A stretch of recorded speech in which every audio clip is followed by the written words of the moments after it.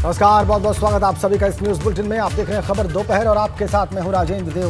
और आइए खबरों पर तफसील से बात करते हैं। उपराष्ट्रपति चुनाव के लिए बहुजन समाज पार्टी ने एनडीए उम्मीदवार जगदीप धनखड़ को समर्थन देने का ऐलान किया है। मायावती ने ट्वीट करके इस बात की जानकारी दी।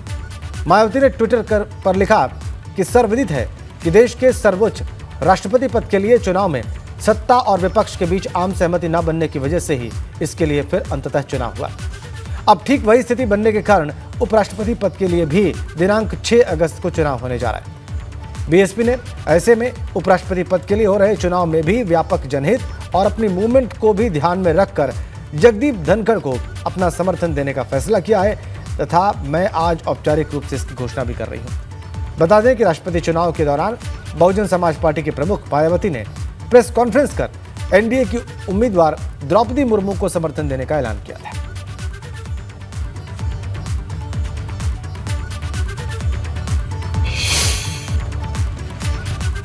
इधर उपराष्ट्रपति चुनाव में एनडीए उम्मीदवार को बसपा ने समर्थन दिया, जिस पर डिप्टी सीएम ब्रजेश पाठक ने खुशी जाहिर की। उन्होंने मायावती का इसके लिए आभार व्यक्त किया। राष्ट्रपति चुनाव के बाद अब उपराष्ट्रपति के उम्मीदवार के तौर पर भी बसपा सुप्रीमो मायावती ने एनडीए उम्मीदवार को अपना समर्थन देने का ऐलान किया है। हमारे साथ में इस समय डिप्टी सीएम ब्रजेश पाठक जी हैं। सर, राष्ट्रपति चुनाव में भी एनडीए को समर्थन और उपराष्ट्रपति चुनाव में भी बसपा का जो साथ है वो एनडीए उम्मीदवार के। मैं बहन जी का बहुत बहुत आभार प्रकट करता हूं। बहन जी अच्छी तरह जानती हैं कि देश में जो वंचित समाज है, जो संघर्षशील समाज है, बहन द्रौपदी मुर्मू जी आदिवासी समाज की महिला सर्वोच्च पद पर पहुंची तो बहन जी ने आगे आकर उनको समर्थन दिया। और इसी प्रकार जो समाज के वंचित और बहुत ही पश्चिम बंगाल में दबे कुचले लोगों की आवाज़ को पूरे देश में बताने वाले धनखड़ जी को जिस ढंग से उन्होंने अपना समर्थन दिया, मैं बहुत बहुत आभार प्रकट करता हूं। और सभी जनप्रतिनिधियों से अपील करता हूं, कृपया वो भी राष्ट्रपति और उपराष्ट्रपति जैसे जो सर्वोच्च पद हैं देश के, जो राजनीति से परे हैं, उन पर इसी प्रकार से मदद करें और निर्विरोध चुनाव को संपन्न कराने के लिए आगे बढ़ें। तरह से भारतीय जनता पार्टी ने एक ऐसे व्यक्ति को उम्मीदवार बनाया है जो समाज के पिछड़े वर्ग के लिए और सभी के लिए चिंतन करता है।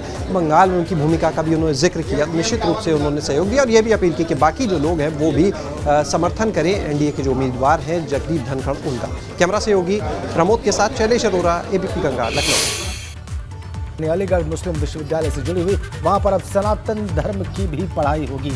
जी हाँ, इस्लामिक शिक्षा विभाग ग्रेजुएशन के लिए शुरू करेगा कोर्स। विश्वविद्यालय के फैसले का पूर्व चेयरमैन ने विरोध किया है। एएमयू में इस तरह की पढ़ाई की जरूरत नहीं, प्रोफेसर मुफ्ती जाहिद अली खान कह रहे हैं। एएमयू के पीआरओ का बयान है कि सभी धर्मों की जानकारी देना ही इसका मकसद है। ग्रेजुएशन में कोर्स तैयार किया जा रहा है सनातन धर्म की शिक्षा के लिए। पूर्व चेयरमैन इसका विरोध कर रहे हैं।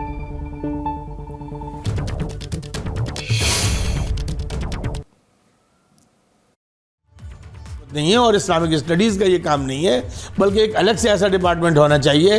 जैसा कि संस्कृत के अंदर हमारे यहाँ एक स्पेशलाइज्ड पोस्ट है प्रोफेसर की,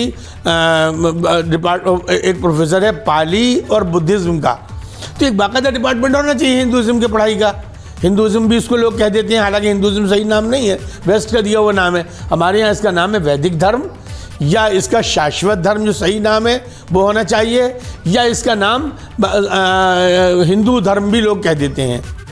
इस्लामिक स्टडीज़ डिपार्टमेंट ने भी इस चीज़ को अमल में लाने के लिए कोशिश शुरू कर दी और बहुत जल्दी एमए के कोर्स में इसे बहुत मुमकिन है अडॉप्ट किया जाएगा। और ये एक अच्छी मिसाल है क्योंकि यहाँ पर हर धर्म, हर जाति, हर वेश, हर भूषा के स्टूडेंट्स पढ़ते हैं और एक रेजिडेंशियल यूनिवर्सिटी है। और इससे दूसरे स्टडीज़ सैयद अहमद खान जो इसके बानी थे, उन्होंने ये पहल करी थी कि आपको दूसरे मज़हब का भी मुताला करना चाहिए, क्योंकि एक अंडरस्टैंडिंग जो है, क्योंकि एपिटोम जो है, निष्कर्ष जो है धर्म का, मानव सेवा परम, service to man, service to God का, उसी चीज़ को लेके आगे बढ़ना है। और ये एक सेकुलर निज़ाम के लिए और देश के लिए बहुत बेहतर चीज़ होती है। देखा आपने पूर्व चेयरमैन का विरोध वाला बयान भी आपने देखा और अलीगढ़ मुस्लिम विश्वविद्यालय के पीआरओ का बयान भी आपने सुना। हमारे संवाददाता प्रदीप कुमार इस वक्त अलीगढ़ से हमारे साथ जुड़ गए हैं। प्रदीप, नई बात क्या हो रही है? क्योंकि चेयरमैन जो थे उनके बयान से ऐसा जाहिर हुआ कि पहले से ही कुछ कोर्सेज रन किए जा रहे हैं, तो ये जो नया कोर्स है इसके बारे में हमारे दर्शकों को विस्तार से बताएं। देखिए, इस्लामिक स्टडीज विभाग पूरा का पूरा पिछले दिनों चर्चा में है। पहले यहाँ पर अबुल अला मौदूदी की किताबें को लेकर चर्चा में रहे और जिसके बाद डिपार्टमेंट के चेयरमैन ने उन किताबों को हटाया। अब डिपार्टमेंट के चेयरमैन ने अलीगढ़ मुस्लिम विश्वविद्यालय के इस्लामिक स्टडीज विभाग में उनके जो सनातन धर्म की पढ़ाई है उसको कोर्स को शुरू किया है और एमए में ये सनातन धर्म की पढ़ाई कराई जाएगी। लेकिन अब इसका विरोध एएमयू के अलग अलग बिरादरी के लोग, चाहे वो पूर्व चेयरमैन हो चाहे वो छात्र संघ के पदाधिकारी रहे हो, उन्होंने विरोध करना शुरू कर दिया है। जो पूर्व चेयरमैन है थियोलॉजी विभाग के मुफ्ती जाहिद अली खान, उन्होंने कहा कि इस तरह के पढ़ाई को इस्लामिक स्टडीज में नहीं कराई जा सकती, इसलिए उसके लिए अलग विभाग बनना चाहिए। और थियोलॉजी विभाग में भी पहले से पढ़ाई जाती रही है और अगर पढ़ाया जाना है तो संस्कृत विभाग के साथ इसका एक अलग विभाग बनाया जाना चाहिए। तो वहीं जो पूर्व छात्र संघ के उपाध्यक्ष है मसूद उल हसन, उन्होंने भी इस बात को विरोध किया है। उन्होंने कहा कि जिसको सनातन धर्म पढ़ना है वो ये क्यों जाए, वहां पर जाके पढ़ाई करे। या तो ये चेयरमैन डरे हुए हैं, सीधे उन्होंने भाजपा और आरएसएस पर आरोप लगाया कि उनकी राजनीति की वजह से चेयरमैन डरे हुए हैं। जी राजेंद्र। ठीक है प्रदीप, बहुत बहुत धन्यवाद आपका इन जानकारियों के लिए। तो अब सनातन धर्म की पढ़ाई होगी और इसका विरोध किया जा रहा है। इस्लामिक स्टडीज डिपार्टमेंट में सनातन धर्म का कोर्स शुरू करने पर एएमयू छात्र संघ के पूर्व उपाध्यक्ष मसूद उल हसन ने अपना विरोध जाहिर किया है। उन्होंने कहा है कि धर्म की पढ़ाई के लिए छात्र दूसरे विश्वविद्यालयों में जाएं। वहीं भाजपा ने इस फैसले का स्वागत किया है। अलीगढ़ मुस्लिम यूनिवर्सिटी एक माइनॉरिटी इंस्टीट्यूशन है जो कि आर्टिकल 2930 के अंडर आती है। वहाँ पर इस्लामिक स्टडीज़ डिपार्टमेंट तो हो सकता है, लेकिन किसी और रिलीजन के लिए वहाँ पर ऐसे स्टडीज़ कराना मैं मुनासिब नहीं समझता। अगर सनातन धर्म की पढ़ाई करनी है किसी को तो बनारस हिंदू यूनिवर्सिटी जाए। मुस्लिम विश्वविद्यालय के इस्लामिक स्टडी सेंटर में जो हिंदू पाठ्यक्रम को एक स्वीकृति देकर उसे शुभारंभ करने का जो निर्णय लिया गया है, वाकई में ये एक धन्यवाद के पात्र है।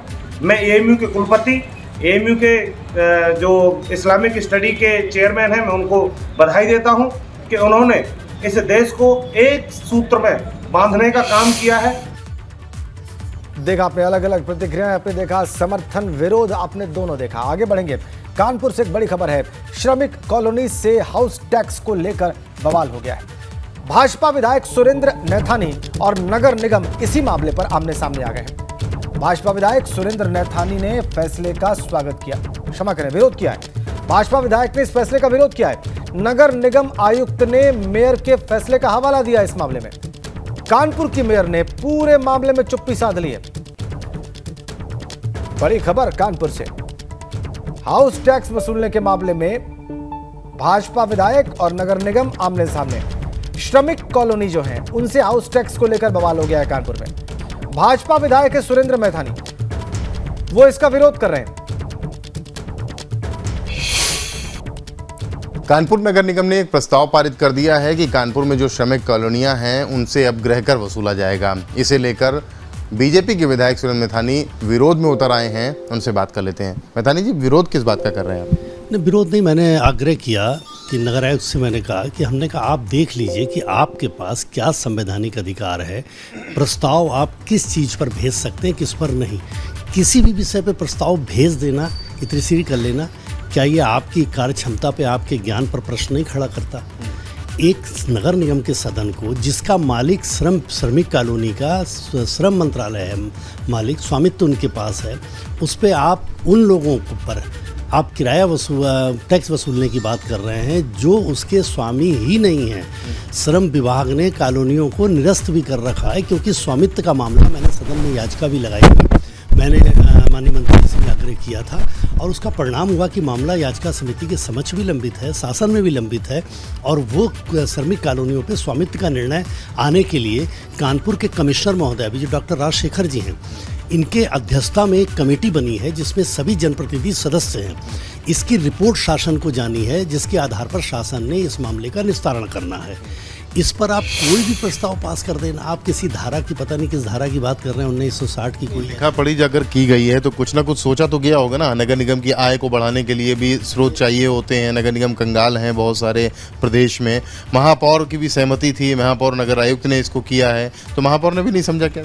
नहीं, देखिए, स्वामित्व के मामले पर आप स्वामित्व हमको दे दीजिए तो आपको टैक्स लेना भी चाहिए और हमें देना भी चाहिए। विधायक महोदय का पक्ष आपने देखा और सुना, और इस मामले में नगर आयुक्त शिव शरणप्पा जीएन का कहना है कि शासन के आदेशों पर ही प्रस्ताव लाया गया है। वहाँ से हम लोगों को पैसा मिलता था वहाँ पे बेसिक इंफ्रास्ट्रक्चर प्रोवाइड करने के लिए, बट क्योंकि लेबर रिकॉर्ड नहीं हो रहा है। नहीं सर, रिकॉर्ड नहीं कर रहे रिकॉर्ड। हाँ, वही उसके बाद उन लोगों का पैसा आना ख़त्म हो गया, तो उन्होंने पहले के हिसाब का वो रहा नहीं, तो डिक्लाइन हो गया, तो वो लोग भी अपना क्लेम छोड़ दिए, सब कुछ अब छोड़ दिया है। इनफैक्ट वो लेटर में भी उन्होंने वही क्लियर लिखा। श्रम विभाग की कॉलोनीज में 18,000 मकान हैं। इनको लंबे समय से मालिकाना हक का इंतजार है, और ऐसे में हाउस टैक्स को लेकर इन लोगों का जो कुछ कहना है वो भी आपको दिखाते हैं।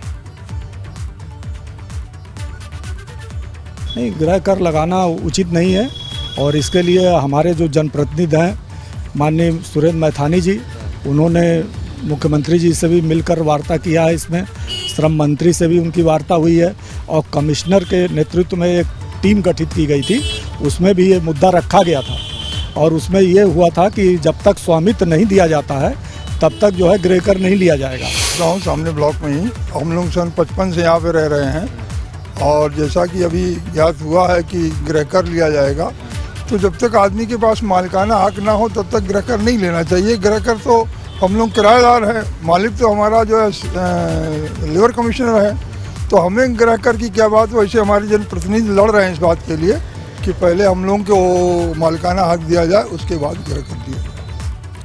हमारे संवाददाता रतीश त्रिवेदी कानपुर से हमारे साथ फोन लाइन पर जुड़ गए हैं, वो इस मामले पर और ज्यादा रोशनी डालेंगे।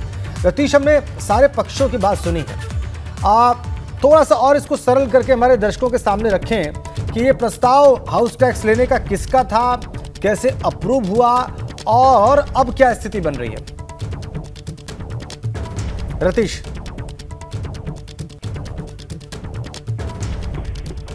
रतीश त्रिवेदी, आपको मेरी आवाज मिल रही है? हम रतीश से बात करेंगे इस सारे प्रकरण पर, उनसे और ज्यादा जानकारियां प्राप्त करेंगे, लेकिन जो चीजें हमने आपको दिखाई, जो बयानात हमने दिखाए, उससे विषय स्पष्ट हो रहा है कि यहां पर भाजपा विधायक और नगर निगम आमने सामने हैं। श्रम कॉलोनीज में हाउस टैक्स लगाने का विरोध कर रहे हैं भारतीय जनता पार्टी के विधायक, और नगर निगम जो है वो टैक्स लेने की तैयारी कर रहा है, हाउस टैक्स लेने की। तर्क ये है यहां पर विधायक महोदय का कि मालिकाना हक इन कॉलोनीज में इन मकान का श्रमिकों को प्राप्त नहीं है, और इसलिए उनसे हाउस टैक्स लेने का कोई सवाल नहीं। जाहिर सी बात है, नगर निगम के ऊपर यह सवाल खड़ा हुआ तो उनका यह कहना था कि यह फैसला भी शासन का ही है। रतीश त्रिवेदी हमारे साथ जुड़ गए, हमारे कानपुर संवाददाता। रतीश, इस सारे मामले में तथ्य क्या है? क्या हाउस टैक्स लगाने के लिए इन 18,000 मकानों पर शासन की तरफ से निर्देश है नगर निगम को? देखिए, शासन का आदेश है कि नगर निगम चाहे तो वो गृह कर वसूल सकते हैं। इस धारा का उपयोग किया गया है, और 4 दिन पहले नगर निगम ने एक प्रस्ताव लाया, और कई दिनों से प्रस्ताव की चर्चा चल रही थी, जिसमें 18,000 श्रमिक कॉलोनियां जो कानपुर में हैं, उनसे अब तक गृह कर की वसूली नहीं की जाती थी। ऐसा करने के लिए प्रस्ताव लाया गया। नगर आयुक्त शिव शरणप्पा जी इस प्रस्ताव को पारित करवाया और शासन की तरफ भेजा।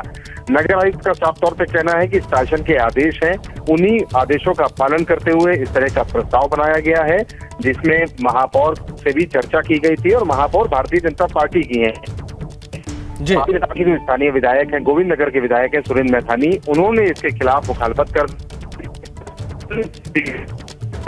और जो स्थानीय। ठीक है रतीश, बहुत बहुत धन्यवाद आपका इन जानकारियों के लिए। तो भारतीय जनता पार्टी के विधायक इसका विरोध कर रहे हैं, लेकिन नगर निगम हाउस टैक्स लेने के लिए बिल्कुल तैयार है। अब खबर प्रयागराज से है, बच्चे के शव को 35 किलोमीटर कंधे पर लाद कर ले गए हैं परिजन वहां। बहुत दुखद। अस्पताल से शव वाहन नहीं मिलने के कारण कंधे पर लेकर गए शव को परिजन। पैसा नहीं होने के कारण शव वाहन नहीं देने का आरोप है। स्वरूप रानी अस्पताल में इलाज के दौरान बच्चे की मौत हुई थी। वायरल वीडियो के आधार पर प्रयागराज कमिश्नर ने जांच के आदेश दिए। मोहम्मद मोइन हमारे संवाददाता फोनलाइन पर है। मोइन, ये बहुत अफसोसनाक है, बहुत दुखद है जो तस्वीरें हैं इस वक्त प्रयागराज से हमारे पास। ये पूरा मामला क्या है? इंसानियत को शर्मसार कर देने वाला ये मामला संगम नगरी प्रयागराज का है और ये जो वीडियो है ये सोशल मीडिया पर पिछले कई घंटों से वायरल हो रहा है और अफसरों ने भी इस पूरे मामले में संज्ञान ले लिया है। प्रयागराज मंडल के जो कमिश्नर हैं विजय विश्वास पंत, उन्होंने भी इस पूरे मामले में जांच बिठा दी है और उन्होंने साफ तौर पर कहा है कि इस मामले में जो भी दोषी पाया जाएगा उसके खिलाफ कड़ी कार्रवाई की जाएगी। दरअसल 10 साल के एक बच्चे को करंट लगने से मौत हुई। जब वो गंभीर रूप से झुलस गया था तो उसे इलाज के लिए अस्पताल ले जाया गया, जहां उसे बचाया नहीं जा सका। वहां अस्पताल से उन्होंने शव वाहन दिए जाने की मांग की, लेकिन परिवार वालों का ये आरोप है कि जो अस्पताल के लोग थे वो लगातार पैसे की मांग कर रहे थे और उन्होंने शव वाहन नहीं दिया। इसके बाद वो बारिश में भीगते हुए तकरीबन 35 किलोमीटर तक बच्चे को अपने कंधे पर लाद कर ले गए। रास्ते में किसी ने जो है इसका वीडियो बना लिया और ये वीडियो सोशल मीडिया पर वायरल कर दिया। इस मामले में जांच के आदेश दिए गए हैं और देखना ये होगा कि जांच में क्या कुछ निकल कर सामने आती है और जिन लोगों की गलती है उनके खिलाफ किस तरीके की कार्रवाई की जाती है। जी, बहुत शुक्रिया आपका मोइन। जांच के आदेश दे दिए गए इस मामले में। अधिकारियों ने सारे प्रकरण का संज्ञान लिया है। वीडियो वायरल है पिछले कुछ घंटे से, जैसा कि मोइन अभी बता रहे थे। अब देखना है कि जांच में क्या निकलकर सामने आता है और अगर इसमें किसी की त्रुटि, किसी की गलती मिलती है तो उस पर एक्शन क्या लिया जाता है। प्रयागराज से खबर, वीडियो वायरल, शर्मसार करने वाला इंसानियत को। शव वाहन नहीं मिलने के कारण कंधे पर लेके गए बच्चे का शव परिजन। करंट लगने से इस बच्चे की मौत हुई थी। सीएम योगी के गोरखपुर दौरे का आज दूसरा दिन और आज सीएम वृहद रोजगार मेले में शामिल हुए, जहां पर युवाओं के बीच रोजगार पत्र का उन्होंने वितरण किया। रोजगार मेले में 10 से अधिक लोगों को रोजगार मिला है। सीएम योगी ने इस दौरान कहा कि यूपी में बेरोजगारी दर लगातार घट रही है। 2015-16 में यह दर 18% थी, जो अब घटकर 2.7% रह गई। सीएम योगी ने यह भी कहा कि यूपी में अब हर परिवार के व्यक्ति को स्किल मैपिंग उसकी कराई जाएगी और इससे लोगों को डेटा के आधार पर लाभ मिल सकेगा।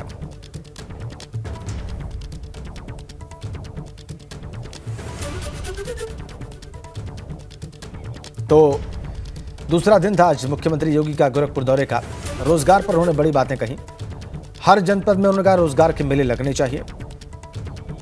नियुक्ति पत्र उन्होंने युवाओं को दिया। देखिए उन्होंने क्या कहा।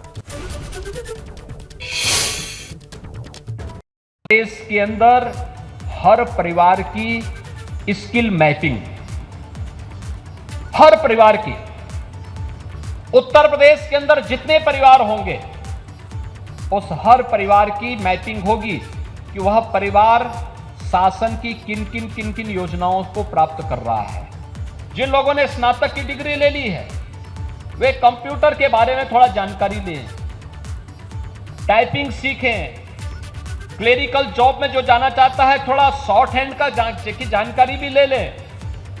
बहुत अवसर है, अवसरों की कमी नहीं है।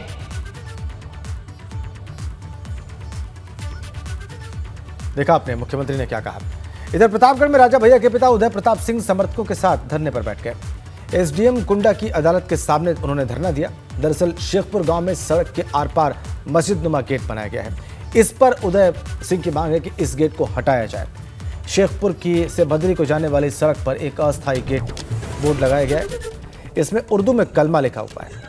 उदय प्रताप सिंह का कहना है कि अगर तत्काल प्रभाव से यह गेट नहीं हटाया गया तो आगे भी वो धरने पर बैठे रहेंगे।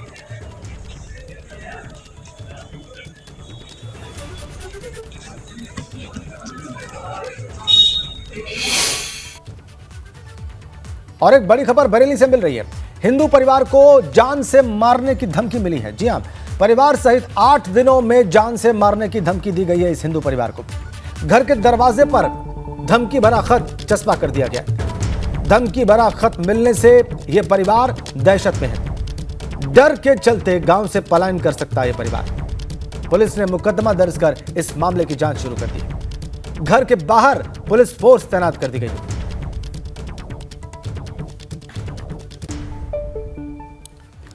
इधर औरैया में एक वीडियो वायरल हो रहा है और इसमें एक युवक गांजा खरीद रहा है और दूसरा युवक गांजा बेच रहा है।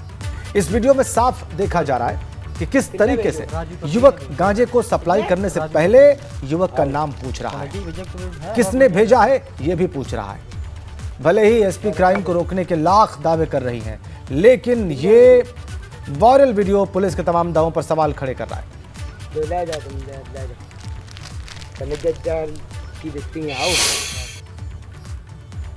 अब खबर नोएडा से। यहां पर सेक्टर 78 में लोगों ने जमकर हंगामा किया। दरअसल सिक्का कार्मिक ग्रीन सोसाइटी में गेट से गिरने से गार्ड की मौत हो गई। इसके बाद सोसाइटी में रहने वाले लोगों ने गार्ड के पक्ष में प्रदर्शन किया। गार्ड की मौत 31 जुलाई को हुई थी और अब लोगों ने उचित मुआवजे की मांग की है। फिलहाल पुलिस ने परिजनों की शिकायत पर सिक्का ग्रुप के एमडी और सुरक्षा एजेंसी के खिलाफ मुकदमा दर्ज कर लिया है।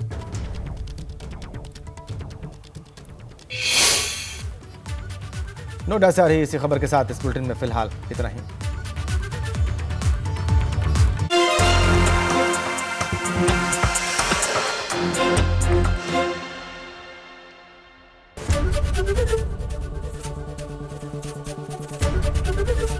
एबीपी गंगा, खबर आपकी, जुबान आपकी।